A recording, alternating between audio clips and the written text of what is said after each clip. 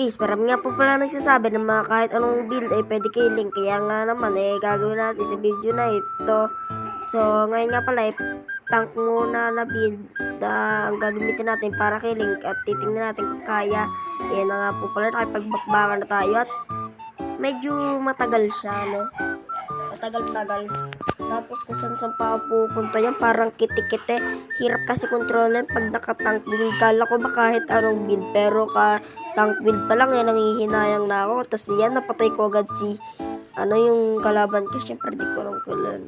At ayun na nga po, nag-mage build naman ako. Titingnan ko kung gaano kalakas ang mage build. So, tingnan natin. Ayan, sumabit-sabit na nga po pala ako sa puno at tinadyakan ko ang mukha niya, pero ayaw niya na makapitiyan. Dilipara ko yun sa mukha, pinadash, tapos nililikuran, tapos nag-swipe, tapos pinalikuran, tapos boom, tapos di pa rin siya patay. Kala mo patakasin kita. Tapos boom, nilundagan. Panis, lundag. Ganun pala, medyo maganda rin yung mage. So, yan nga, fighter build naman na tayo.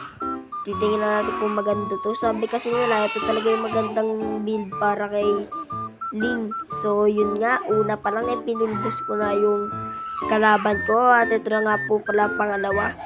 Natakot na nga ata siya, ayaw na pumunta dito O baka pinapatay lang talaga niya yung minions.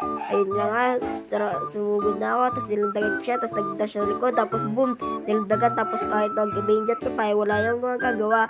So hanggang dito na lang guys, pakil-subscribe na lang kung nagustuhan nyo. Ingat!